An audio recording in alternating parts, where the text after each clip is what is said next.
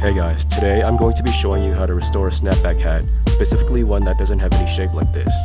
Keep in mind, this should also work with fitted hats and strapback hats. What you'll need is a source of water, a towel, hairspray, a plastic bag, a cooking pot, optionally a small fan, and of course, the hat you want to fix up. So first, you want to wash it thoroughly in water. Doesn't matter if it's warm or cold, just wash it nicely all around. Then, after that, grab the towel and put it right inside your hat. Doing this makes sure the water gets absorbed quickly. Let it sit down for around 30 minutes. We don't want the hat to be too wet, but we also don't want it to be too dry.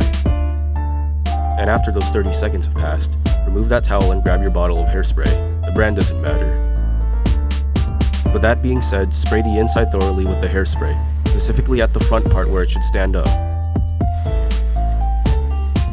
Then spray the outside in that same front spot. You want it to have an extra hold so it's not all floppy like a pancake anymore. When that process is done, get a pot from your kitchen, one of this size, and get a plastic bag too. Now you'll put that plastic bag inside of the hat, and make sure the hat has a tight fit around the pot. You can fiddle around with the top of the hat to make sure it has an ideal shape.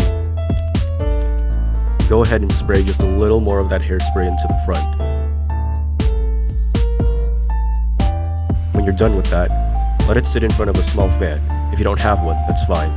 The fan is only here to speed up the process. If you do have a fan, let it sit for around an hour. If you don't, let it sit overnight. And just like that, the hat isn't so floppy anymore. Is it perfect? No, but it definitely looks and feels better than before. Thanks for watching.